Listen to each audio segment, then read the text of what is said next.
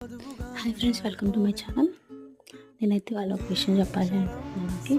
ఒక అమ్మాయికి మ్యారేజ్ అయింది అనుకోండి, అయ్యాక జాబ్ చేయలేదు ఇంకా, ఒకవేళ తను బాగా చదువుకుంది అనుకోండి, అంటే మనం పీజీ చేసినా లేదు అంటే నార్మల్ ఏం చదువుకున్నా, ఎంతవరకు చదువుకున్నా కానీ చదువుకున్నావు కదా జాబ్ చేయొచ్చు కదా, ఇంట్లో ఉండి ఏం చేస్తున్నావు, జాబ్ చేయాలి అది ఇది అని అంటారు.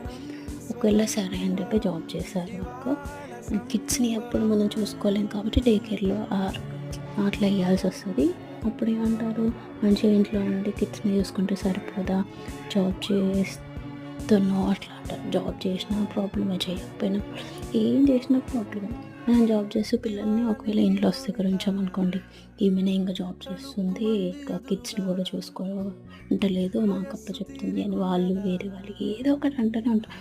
మనం ఎట్లా చేసినా ఏదో ఒకటి అంటూనే ఉంటారు. మనకి ఏది మంచిగా అనిపిస్తే అది మాత్రం